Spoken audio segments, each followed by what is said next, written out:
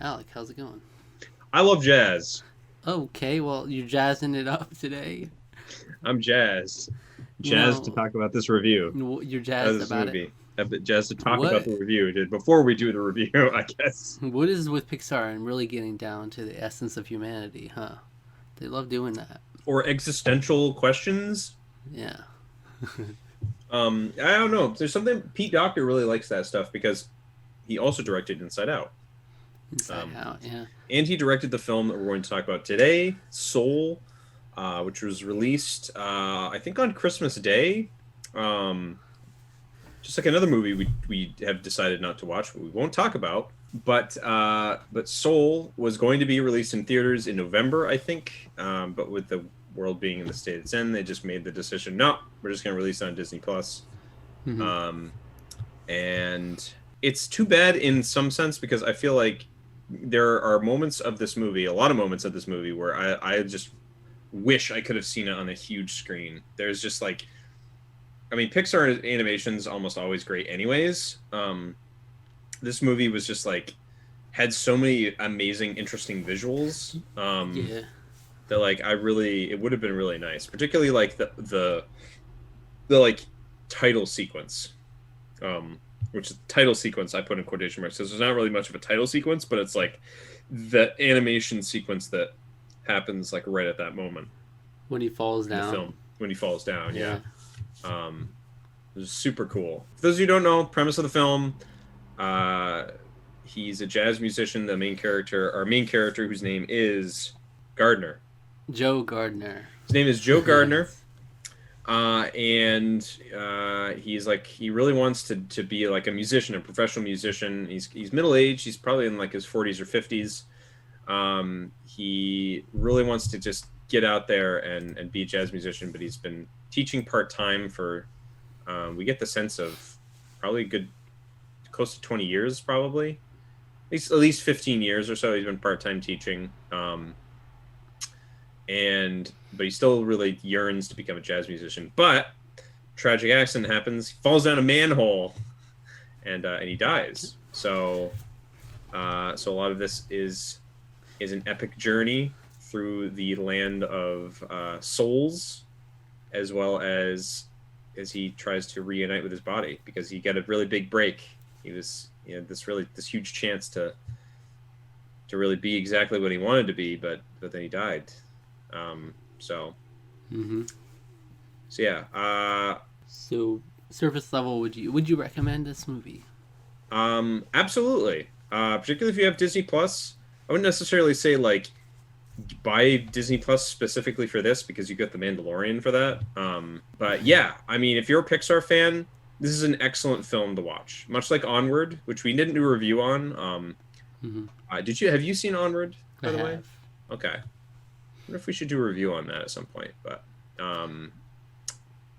Maybe like we wanted to, but then stuff yeah, happened. we could do like a retrospective or something for it. But yeah, COVID But happened, yeah, like obviously. all these Pixar films, and to some degree, are always touching on these bigger Yeah, topics. Like, and I haven't seen Coco yet, and I know that's also you have to mm-hmm. apologize. The drill noises. They're working on a sofa down in the basement. Yeah, So, but Coco is magnifique, dude. I've heard that's very very good things. Nothing but good things about Coco. So, And it's um, again, it always touches on larger, like meaning, more yeah, meaningful to life. yeah. These Well, I kinds know of this. yeah. Yeah, I know. I mean, I know that has a lot to do with the Dia de los Muertos, so which is the Day of the Dead for Latin American cultures, and Mm-hmm. um,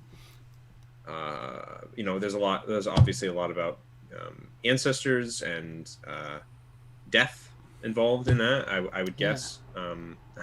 By I would guess, I mean it would have to be because that's what it's about. So Yeah, and it's like its own interpretation of the afterlife. So it's like yeah, they're not afraid. Pixar are not afraid to touch on these kinds of things and yeah, explore all these different cultures. You know, you go from Coco to just a jazz musician.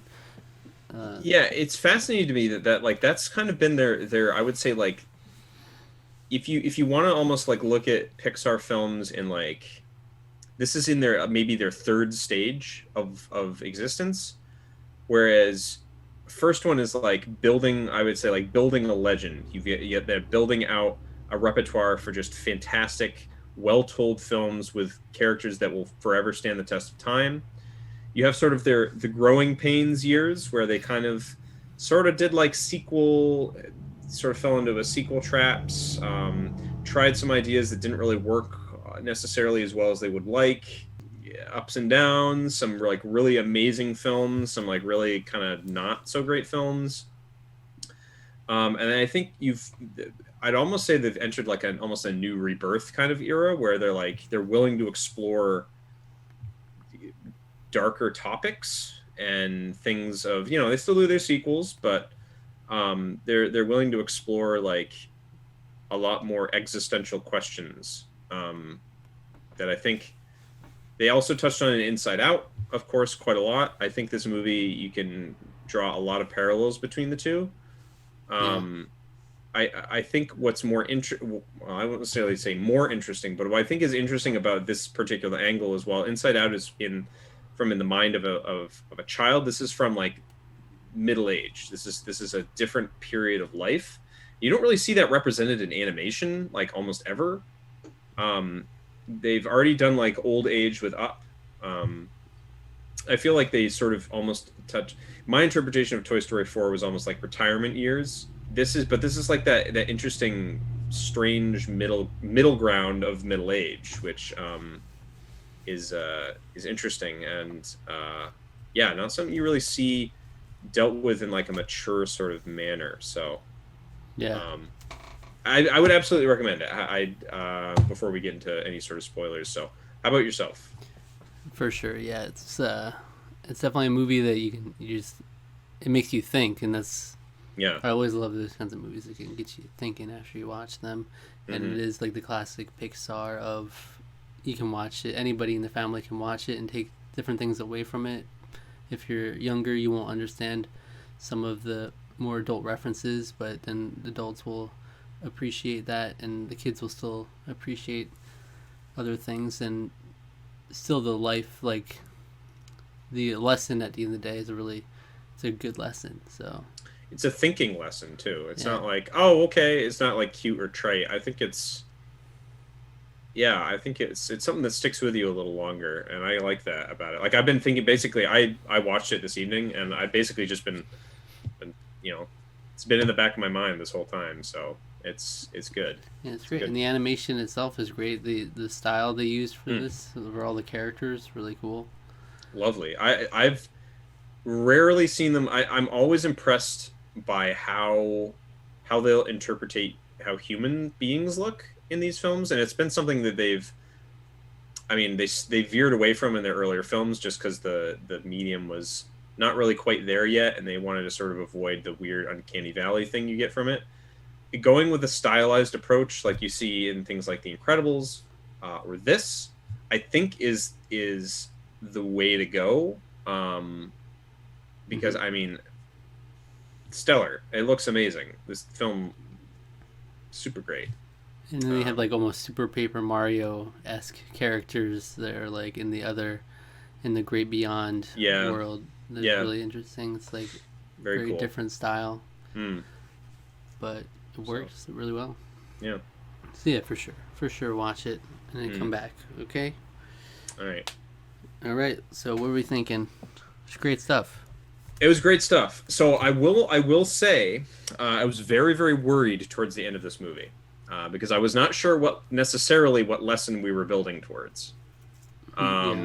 Because it got to this point where it got really, really strange to the point of...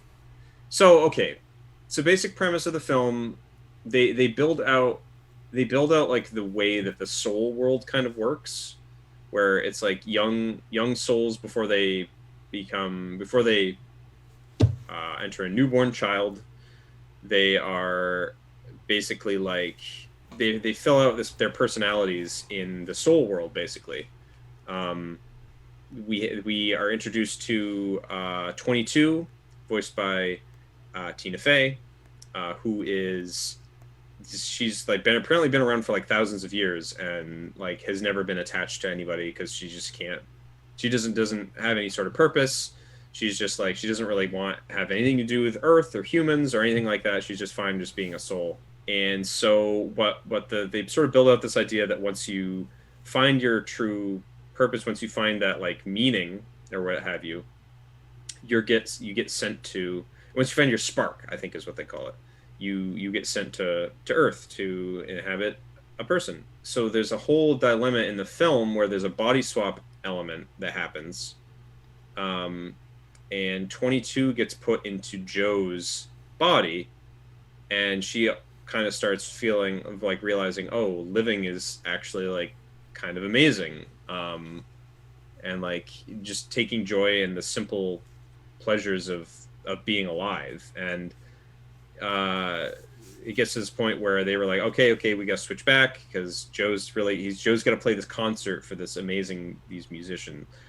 And so he gets swapped back, and then he finds that when he gets swapped back, he's not necessarily finding as much joy as he thought he would in the what he experienced playing with Dorothy. And he sort of is like, all right, well, I gotta go back. We gotta switch again or something. It's like he basically offers her to, I wasn't entirely sure like what he was offering her originally. I was like, is he offering her to live in his body for forever? Like, that's what I thought it was, where that was going. No. And I was like, that's weird. It's not especially clear in terms of what it means when they get back to this part. This is the last like 5-10 minutes of the movie, and it's not especially clear like what direction they're going there.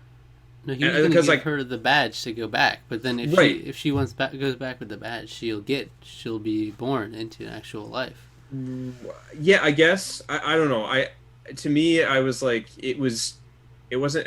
That makes sense that now that you pointed out that way. But like when I was watching it, I wasn't sure if that's necessarily where we were going with that. So then I got kind of like, oh, that's weird. That's a little weird. That's what it is. And then it was like, he's just like, all right, well, he gave it up. And then I was like, okay, well, is he gonna go to the beyond? Is she gonna like live now? But then they kind of, I think they redeemed it where the quantum beings is what me and my housemate were calling them. Basically are like, you've been so impressive.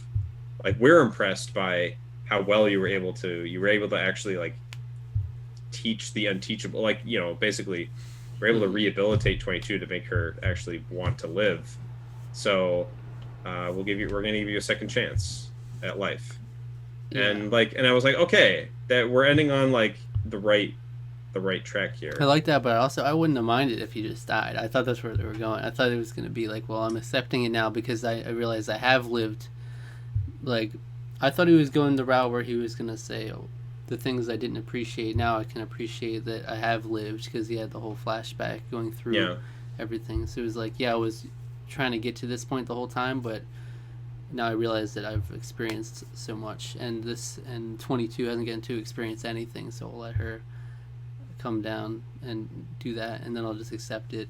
But instead they went the route to where, like, okay, from now on, since I got the second chance, I will appreciate life. It's a wonderful life moment is what it is. It's but that's the thing that, like, if he had died, I would have been like, so that's like if Jimmy Stewart at the end of It's a Wonderful Life, after he learned his lesson from Clarence that his life did have meaning, and of all the people he's affected and all the good that has come out of his existence, if he had just still committed suicide, which would have been really weird. Yeah, but it's different because he was fated to die. Like yes, I know, I get, and he cheated. No, I get it. I know. I understand that, but like, it's just kind of, it would have been like, that's all. I don't know if I would have liked that as much. But it's like a selfless act, and that's what he did do, because he was expecting to die at that point. Yeah. But they give him a second chance. But no, I'm glad. But still there. Yeah, but I'm glad it ended the way it did. Because I was a little worried about that. But of course, as you've even explained, it was me somewhat just misunderstanding, because they were. I didn't necessarily think them building out the whole soul world was very cool, but it was just because it's such an abstract concept. I don't necessarily think it was as and I don't even necessarily blame them for it, just because it's something that's very difficult to necessarily like really nail down totally. But I just thought it was maybe a little too vague to perfectly nail down. But I will say the world building of New York City, that was amazing. That was like everything with New York City was phenomenal. Like, good job. That was awesome. I was stunned by that. Anyway, I've been talking a lot. You talk about the film more. Well, I really appreciate. I do like the whole soul aspect to it, and the fact that. Oh, I do too. I mean, I do too, but they tied in early on the fact that like when you get lost in music and in whatever you're doing, where you like you're almost zoned out and you're in this state of mind that you can like you're connecting to the soul world in some way. So that's how he's able to go back in the end, is by getting into the music, you know. The flow state. Yeah. So I mean that's an interesting element. I do like this whole the sign spinning guy. He was really that zoned out when he gets into the sign zone. That's Guru guy, yeah. But that's crazy because he full on interacted with him in real life after it.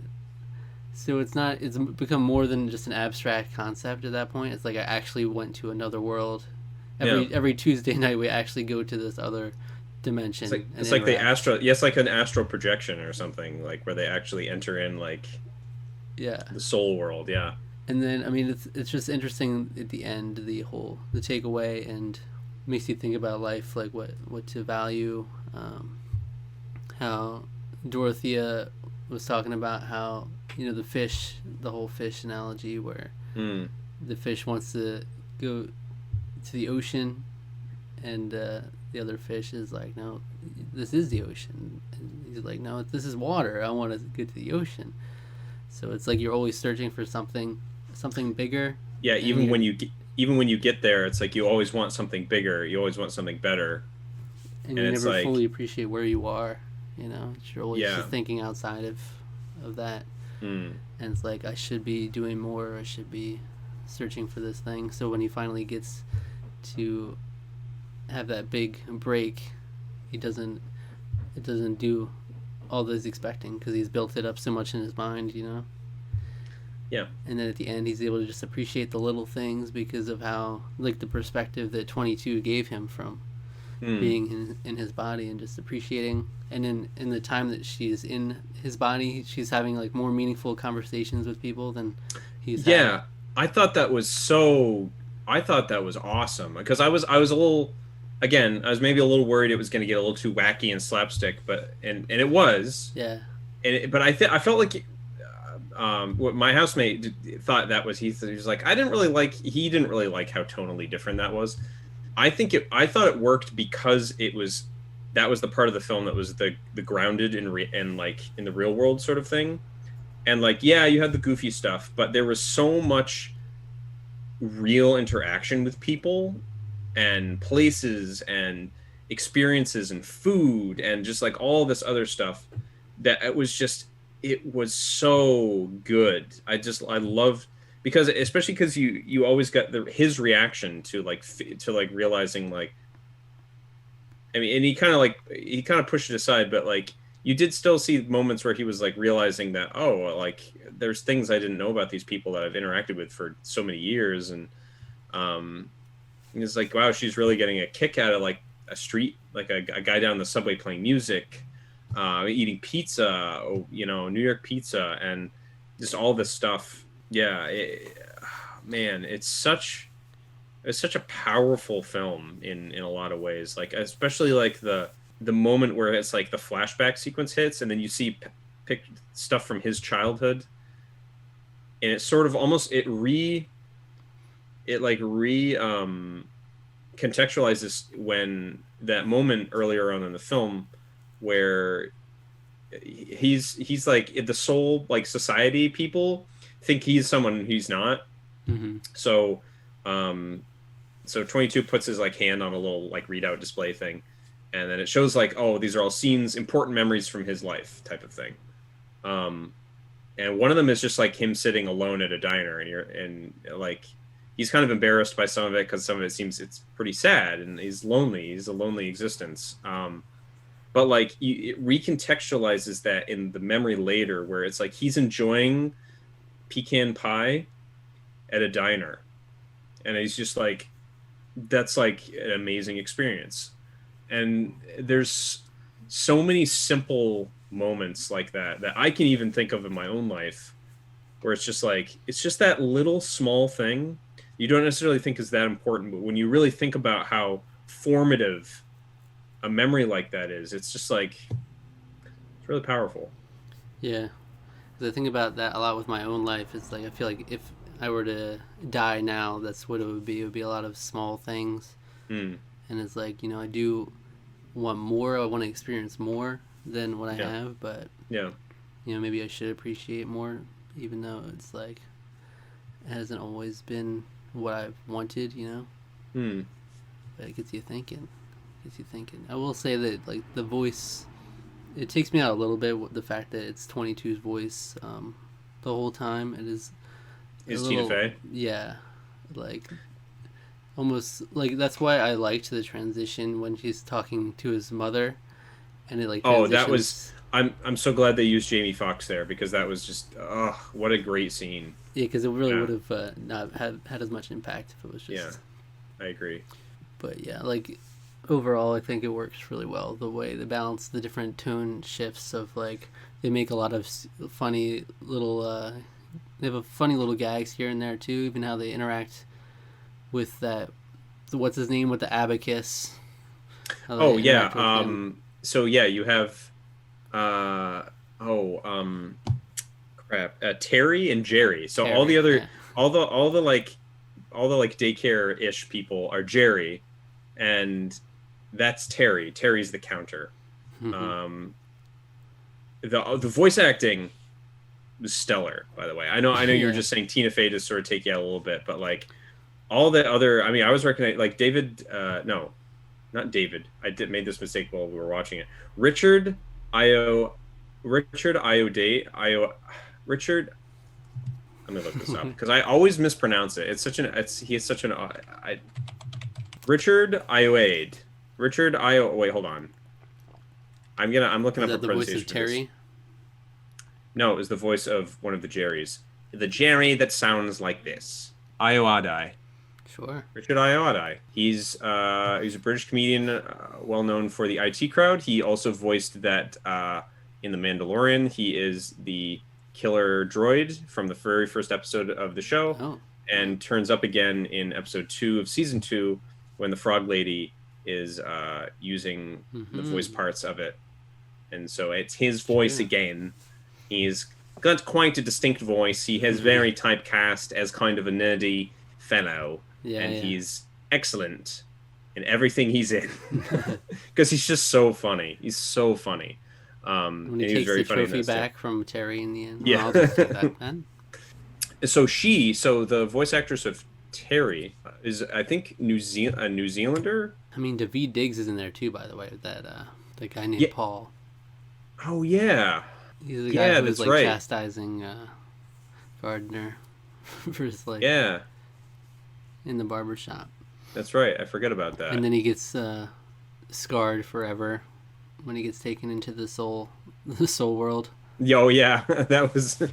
I also liked Questlove was in this too. As Curly, the drummer. Oh, it was. Okay. And he's the drummer of the of the Tonight Show. So I thought that was really awesome. There's a lot of funny like moments in this though. That were nice, and like surprisingly like little dark jokes too. Like how it looked like they were just murdering that cat's soul there. Yeah, the cat was just when they slipped out. I was like, wow, that's dark. One of his 9 lives. Cat. Yeah, that poor cat.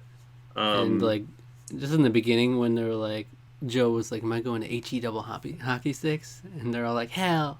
All the little souls start going hell. This is very funny.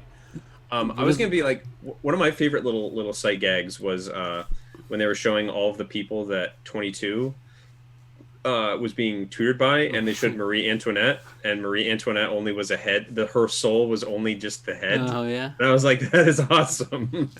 a lot of really fun little moments in the movie. I really like just the beginning of him as like the middle school sort of band teacher. Oh yeah. And they even went in the Disney intro with the the Disney intro music. was very poorly performed. Middle school jazz version of the Disney theme, and or when you wish upon a star. It was cool. It was very nice, yeah. And the way they connected with the kid about the trombone, there's a lot of different how like the mom like sewing, like you get all the little tidbits of everyone what people are passionate about, and yeah, it's cool. Yeah, and okay, so that's one thing. So the music in this was phenomenal. I have in the past gone on record for saying that while I love Nine Inch Nails, I've never been the biggest fan of Trent Reznor and Atticus Ross's film score work. I have since renounced that idea. I think their film scores are brilliant. I don't know. I was talking nonsense back in the day, because the soundtrack to The Social Network is also excellent, which is what they're very well known for. I think they won the Oscar. I think they might have won the best score for that score at the Oscars. Every other film that they've ever done is very good too, and this is no exception. In fact, I would say this might be their best, because the minimalist stuff for the soul world, fantastic. The jazz stuff in New York, in the real world, phenomenal. Absolutely love. I'm a huge jazz fan. I love all the different various. I wouldn't say all the different styles, because jazz fusion is not really one of my favorite things ever, because it's very hard. Was that curly shirt that had the? Yeah, that was awesome. I want that shirt. That was so great. Yeah, he had the different styles. Yeah. Oh, it was just so good. And yeah, I absolutely loved the music in this. Was just super good. Super impressed by it. It's so cool. I think like Pixar does a really good job of perspective, showing different perspectives. Like the fact that they are able to do movies anywhere from Coco to this to Up, Inside Out. All you just take a little window into this like one person's life, and they can make it so much more meaningful, and like you can apply it to your own life in so many ways. It's really cool, because like that makes Pixar has like infinite possibilities at this point, because you can take any story that's like on paper not that crazy, and then you make it larger than that. I loved how I think this movie's gotten flack because some people have said it's like, oh, it's another more voices of color that get body swapped and lessons learned through that kind of thing. And it's like, okay. I mean, there's some credence to that criticism, I think, but yeah, but John's there. He's present the whole time, though. His like voice is still there. That's the thing. His voice is still there, and I think having that element, Joe, having that element of him getting to see himself like from the third person, I think that's such an important aspect of this film. Getting a legitimate, like a literal out of body experience where you're having to sort of see that. I think that's so important to the messaging of this film that like, while I understand the criticism, it's like, you sort of have to. There's nothing in this that to me that says that a white guy is telling this story. Pete Docter is telling this story. I didn't really get that. Like, you've got the themes that he likes to explore with this existential stuff, like in Inside Out. But there's so much in this that you could tell they were being very, very taking a lot of care to express to various aspects of Black culture in extremely respectful ways. I love that they getting different voices, getting in cinema, I think is always great. It's always great to have variety, and I think having this in the list of Pixar films is just like, you've got yet another perspective. It's like we have the same cadre of directors telling a lot of the same stories. I think having this in there, I think if they can continue telling like really important stories from all these different cultures. From different cultures and different voices that we don't hear all the time. Exposing children to that, I think, is wonderful thing. I absolutely am totally for that, and I think that this film did such a good, respectful job with it. I look forward to showing my dad, because my dad is a big jazz fan as well. So I look forward to watching this with my parents at some point, because I think they will really like it. All right, so what score would you give it out of 10? 9. Yeah, 9 out of 10. This is a really great film. I think it's, like I said, I don't necessarily think it nails the concept as well as Inside Out does, personally, at least not to me. But I think because it is such a weird high concept, the fact that they were able to deliver it as well as they did, while also having a perspective of a minority and respecting that and telling a great story, having an amazing character study, and having something that anyone could relate to. I mean, it's so good. I mean, it was like, this is one of my favorite films that they've made. And I mean, I really liked, I won't give it a score in case we review it sometime. I really liked Onward. I really liked Onward. I think this blows it out of the water, and I don't say that lightly, because I really, really liked Onward, because it speaks to me as like as a nerd and a D&D fan. But yeah. Onward is the Dungeons and Dragons culture. That's what that 100%. Yeah, very much so.